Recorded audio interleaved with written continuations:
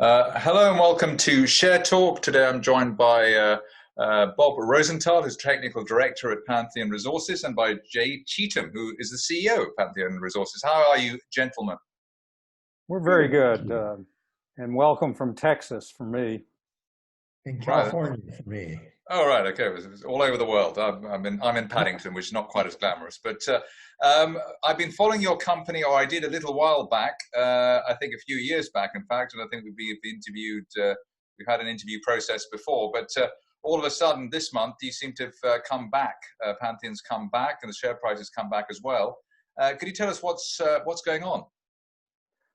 Well, we're focused on North Alaska now, the central North Slope. Those are some assets that we acquired when we merged with Great Bear, who had been on the North Slope for 10 years, had a large proprietary 3D set, had done a lot of work and knew there were some conventional targets in an area where they had originally leased hundreds of thousands of acres. And we've recently focused on basically two areas, Zach. One we call Greater Alkade and one we call Talitha. And the state of Alaska has deemed our unit applications for both of those completed. The Alkade and Talitha units together are almost 70,000 acres. And we just got an independent expert report from Lee Keeling on our Talitha shelf margin deltaic zone, which is the uppermost of three zones, and they predict 302 million barrels of recoverable prospective resource in the up-dip location from a well drilled by ARCO in 1988. And it has a present value of about $2.7 billion at the current strip price. So it's pretty damn exciting, and we're really excited. It's one out of three zones that we'll test in our upcoming winter well at Talitha. And Bob can give you a lot more detail on that technically and reserve-wise. Well, that'd be great, Bob. Let's talk about this. I mean, to a layperson, this sounds like something out of Dallas, which I'm sure we all remember. Is it that good? Yes, it is.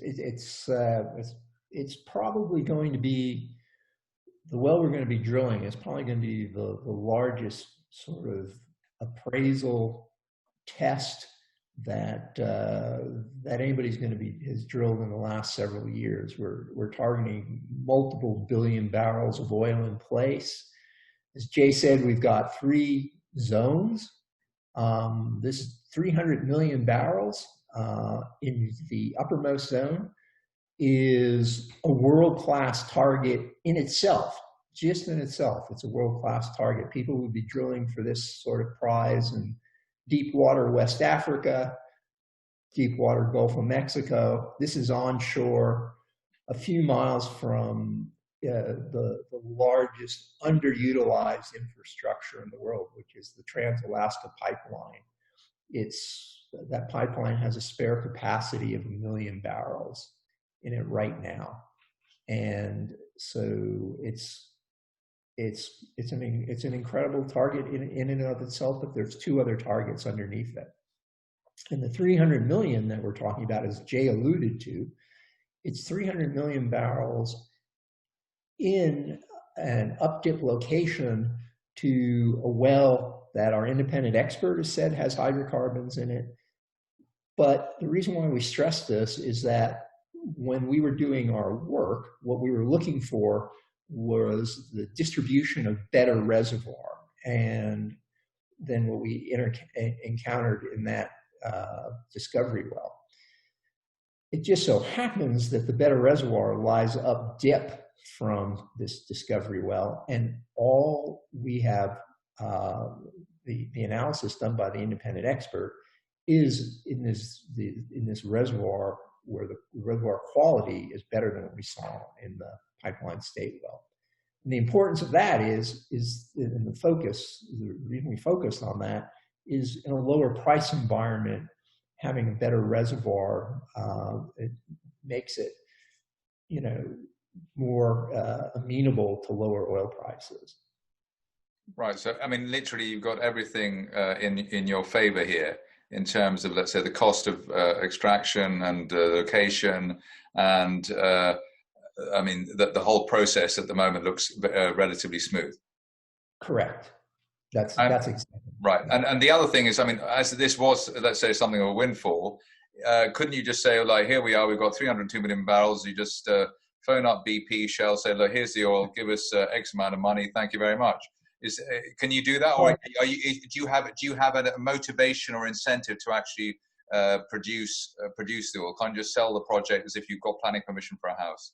Well, my view is that the next major step we have to do is go in and drill this well. And at that point in time, that's where the majors will step in and take a close look at us. Right. And so over the next, I mean, obviously, September's been quite a good month. Over the next, say, quarter or 6 months, what are we looking at? What's the expected timeline here then? Well, Zach, obviously, we hope to drill this well in the winter. We would spud it in mid-January. In advance of that, we've got an upgrade on the deepest of the horizons that we'll test in this well, called the Kuparuk.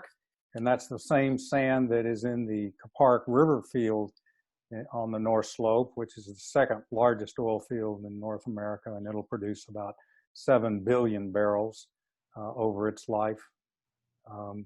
So there's a lot of news coming. Obviously, as Bob said, this is a well that if you're an oil man, and I'm third generation and I've been in this business for over 50 years, this is the well you want to drill. You dream about drilling this well.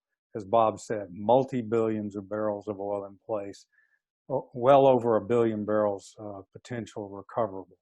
So, and when you get the inflection point on value, as Bob said, is after we drill this next well and test the three independent zones. Well, on that note, Jay Cheetham and Bob Rosenthal from Pantheon Resources, thank you very much indeed. And I'm sure you'll keep us posted as to developments. We certainly will, Zach. We look forward to coming back. Thank you very much. Thank you.